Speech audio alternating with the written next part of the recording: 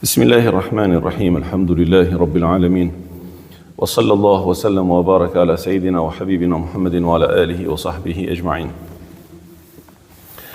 Në dersin e kësaj dite, du të hedh dritë rreth 4 detajeve me shumë rëndësi për jetën e gjithë secilit prej nesh. 4 gjana që muslimanin nuk duhet me i nda asnjëherë nga jeta e tij, çdo ditë me i vepru. Në mënyrë që jeta e gjithë secilit prej nesh me ushtru drejt besimit edhe vlerave të besimit. Po shohim edhe po dëshmojmë kohëve të fundit shfaqjen e shumë fenomeneve të çuditshme që e prishin cilësinë e jetës. Edhe dëshmojnë për një besim në krizë tek shumë njerëz, të cilët nuk janë më si baballarët e tyre, besimtar e vepërmirë. Mirë po, janë ndryshe, njerëz të çoroditur, njerëz pa ekuilibër, njerëz që veprojnë edhe gjunahe që ndoshta nuk kemi ndëgju për to më përpara. Ditën e dieshme kam folë për një temë e cila për fat të keq po shtohet në realitetet tona.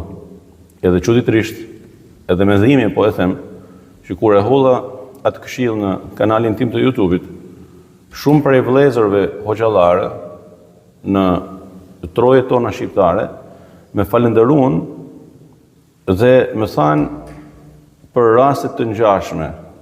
Për çfarë është fjala? Për djemë të ri që ushtrojnë dhunë fizike ndaj prindve të tyre. Kjo është e frikshme, po kjo është e turpshme, më thanë. Edhe sinqerisht unë nuk njihem mirë kur e them këtë. Si mundet me degradu njeriu edhe raca njerëzore deri në atë pikë sa që djali prej të zot me godit nanën ose babën. A nuk jeni të gjithë pa përjashtim dëshmitar të sa kronikave, po them këta janë më të zezat e kronikave në qytete të ndryshme të Shqipërisë. Po flasim vetëm për vendin tonë, ku kemi dëshmu për këtë fenomen. Edhe ndoshta është momenti që me i bë një thirrje qeverisë edhe parlamentit me ndërmarrë iniciativa ekstreme kundër të gjithë atyre që binë në këtë batak. Prindi është i shenjtë, prindi nuk preket me dorë, prindi nuk lëndohet.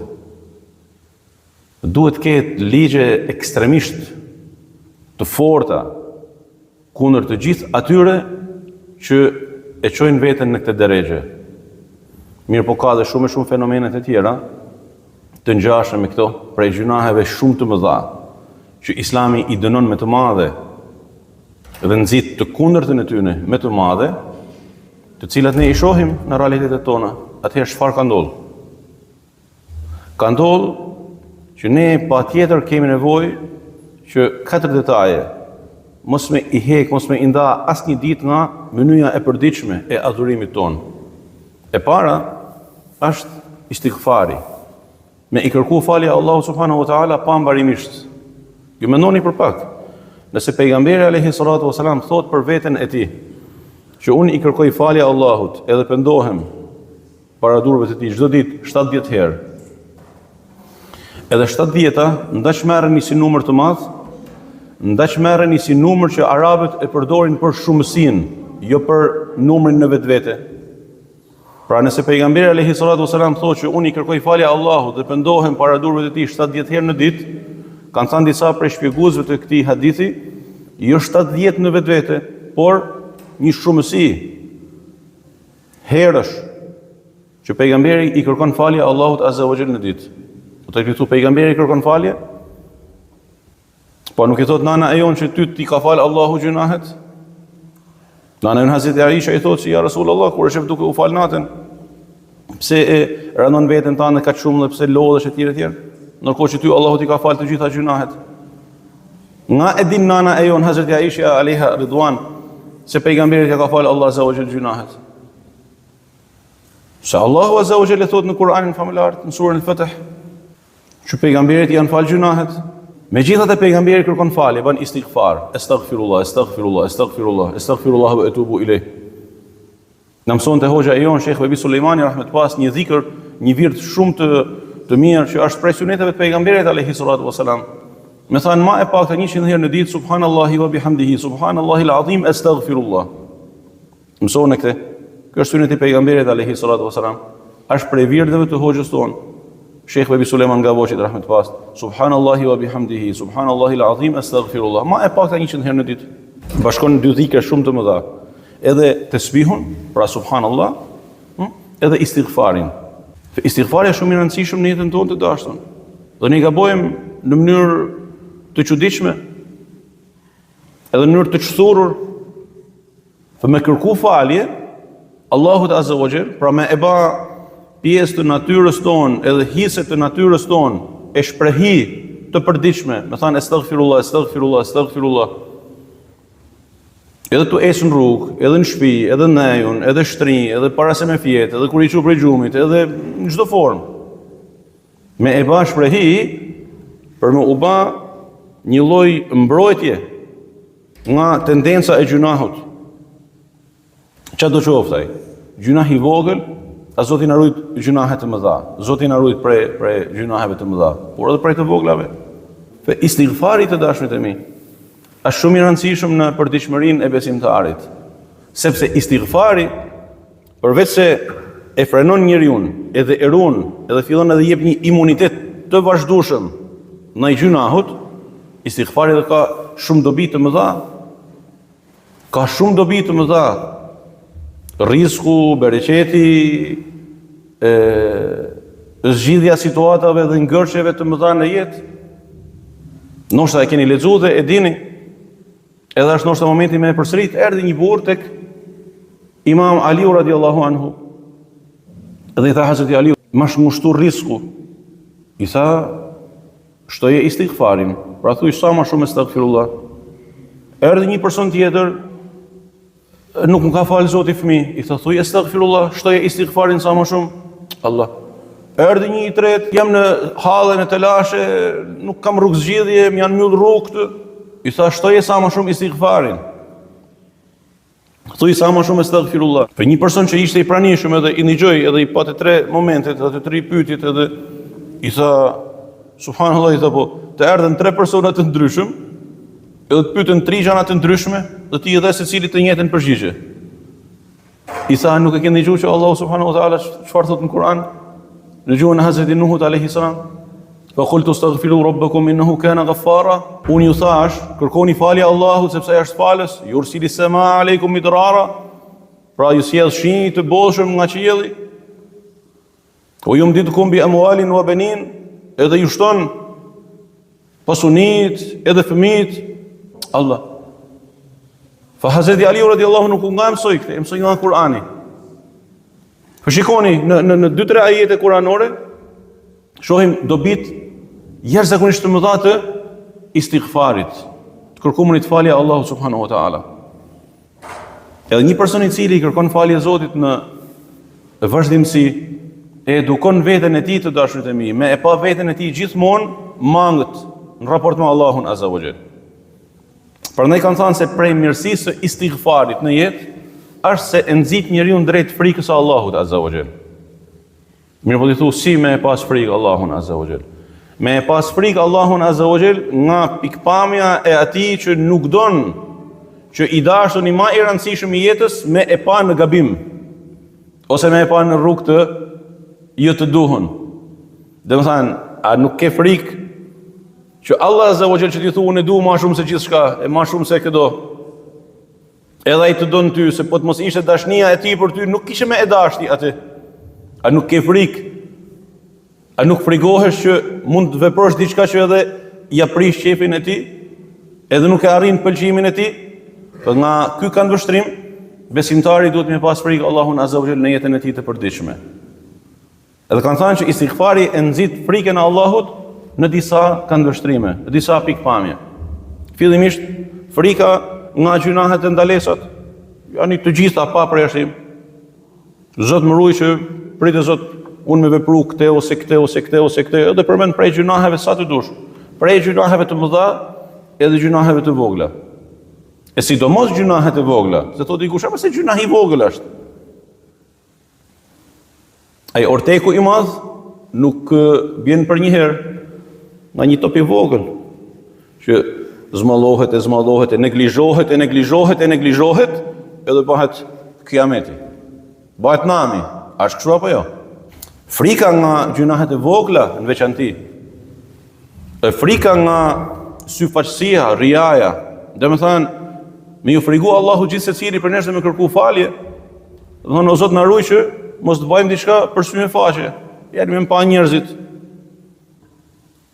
Është një person i cili do të vinë nesër para durëve të Allahut Azza wa Jall dhe Zoti do ta pyesë se çfarë ke bërë me dijen që të kam dhënë. Çfarë ke bërë me pasuninë që të kam dhënë? Çfarë ke bërë me jetën që të kam dhënë? Dhe të tre këta kategori njerëzish kanë një përgjigje dhe kanë një kundër përgjigje nga Zoti i gjithësisë. I thonë Zotit, ja Rob, dijen që më ke dhënë e kam vënë në shërbim të njerëzve. Pasuninë që më ke dhënë e kam vënë në shërbim të njerëzve. Do të shërbim tënd, domethënë, për të mirën e njerëzve. Jetën kam ra shahid për hatër tënd. I thot Allahu Azza wa Jall te treve, gënjen e ke ba për të thënë njerëzit për ty se ky është dietar, e ke ba për të thënë njerëzit për ty se ky është bamirës, e ke ba për të thënë njerëzit për ty se ky është dëshmor, ky është trim, ky është kahraman i madh. Edhe njerëzit e kanë thënë, X e ke marrë shpërblimin. Zoti na rujt nga syfaqësia. Zoti na rujt. Që me bando një vepër, edhe prit Zot me pas hise, me na prek shejtani, më thënë inshallah po më sheh filani e fiseku, inshallah po thon për mua që sa bukur fletë, sa bukur e bën ky etj. Zoti na rujt nga kjo, se kjo është e rrezikshme. Tamam. Frika nga hipokrizia, frika nga neglizhenca në hak të beslidhjes që kemi me Allahun Azza wa Jall dhe pejgamberin alayhi salatu wasalam, frika nga vepra e papranuara. A kemi garancinë se na pranohet namazi jon? A kemi garanci se na është pranuar agjërimi i Ramazanit? A ja kemi dhënë hakun siç duhet ninimit të Ramazanit? A kemi garanci se na pranohet kjo dhe jo për veprave që do qofshin ato? Me frigu Allahut Azza wa Jall, me kërku falje sa më shumë. Frika nga devijimi i zemrës pas udhëzimit, Zoti na ruaj prej kësaj. Kjo është më e frikshme e kretëve. Prandaj na mëson në Kur'anin famullar në Ulud dhe më than Rabbana la tuzigh qulubana ba'da idh hadaytana wa hab lana min ladunka rahmatan innaka antal wahhab. Mos na i devijo zemrat pas udhëzimit. Njëri që ka qenë në rrugë të marrë, në rrugë të drejtë, e shef Zoti na ruaj tash i ka lënë namazin, i është dhënë pijes, i është dhënë kësaj dhe asaj prej harameve. Allah. Po kemi qenë bashkë në xhami me këtë? A kemi qenë bashkë? Po a është mor ky filani? Zoti na ruaj. Zoti na ruaj. Ose një njeri që ka hyrë në fe, ka mësuar për fen, ka kryer shkollë për teologji ndoshta, edhe fillon edhe flet broshkulla. Fillon edhe flet disa tema dhe disa fetva të çuditshme që gati thu, ore këto të nxjerrin fejet, ore kjo nuk është feja. Edhe ka shtirase, sidomos në botën arabe dhe islame pafund, njerëz edhe të ditun, edhe shumë të ditun, mirë po që Zoti na ruaj nga devijimi pas udhëzimit. Frika nga fundi i keq të dashurit e mi. Mi kërku falje Allahut Azza wa Jall dhe me ulut me në dhanë husnul khitam. Atë që e kërkonte pejgamberi alayhi salatu wasalam, o Zot na bjer fundin marr. Fundi marr bre se okay, dakor, kemi filluar, po shkojmë si po shkojmë, po fundin si kemi më e pas. Ajo është mesela fundi. Fundi ka pas prej sahabët pejgamberit alayhi salatu wasalam që ju ka rat fikt kur është përmend fundi. Kan pas frikë se po ju vjen fundi mrapsht. Kujt? Ma të mirëve. Hazreti Ebu Bekri ma i miri të mirëve, mas pejgamberëve. Nuk ka ma të mirë në rase njerëzore mas pejgamberëve të Allahut Azza wa Jall se sa Hazreti Ebu Bekri. Ma i miri absolutisht i krijesave të Allahut mas pejgamberëve të tij. Thoshte pa më e ditë se e kam një kam në xhenet, edhe kamën tjetër jashtë, i frigohem Allahut se kam më ngel jashtë. Allah. Me pas frikë Zotin. Me kërku falje, mos me e pa veten se jemi diçka se nuk jemi asgjë. Edhe e fundit, edhe për efekt të kohës, frika nga llogaria nesër para durve të Allahut subhanahu wa taala. Kemi në dhënë llogari për të dashur, kemi dalë nesër para Allahut Azza wa Jall. Çfarë do t'i themi atij? Si do dalim para durve të Zotit Azza wa Jall? Yani ne ndoshta mendojmë se e kaluam një situatë, e kaluam edhe një tjetër, ja holla këtij, ja holla atij, ja hollëm këtij, ja hollëm atij. Po Allahu ku është? Tha me istighfari, E dyta, falënderimi i Allahut Azza wa Jall për mirësitë e panumërta, dhe thotë në Kur'an famullar, "Wala in shakartum la azidannakum." Pra sado që do të më falenderoni, patjetër që do t'ju ashtoj edhe më shumë begatitë e mirësitë. E treta, dhikri i Allahut Azza wa Jall. Me ba dhikr sa më shumë. Udhkuruni udhkurkum, më përmendni që t'ju përmend. Udhkurullahe dhikran kathiran, bani sa më shumë dhikr Allahut. Edhe e fundit duaja, ud'uni astajib lakum, thot në Kur'an famullar. Lutmuni që unë t'ju përgjigjem. Atëherë katër gjana, mos me i largu nga mënyra e përditshme e adhurimit tonë të dashurit e mi. Istighfari, me kërku sa më shumë falje. E dyta, me kënë sa më shumë mirënjohës dhe falënderues Allahut Azza wa Jall. E treta, me pas sa më shumë dhikr çdo ditë, pra me pas një virt të përditshëm gjithë secili prej nesh. Një virt të përditshëm për asgjë në botë, mos me elan virdin e dhikrit. As një ditë. Edhe duaja, sa më shumë dua, jo vetëm mas namazit. Sa më shumë dua Allahut Azza wa Jall, sepse në këtë formë e imunizojmë veten tonë nga ndërhyrjet e shejtanit të mallkuar, që ka për qëllim me ju prish jetën njerëzve.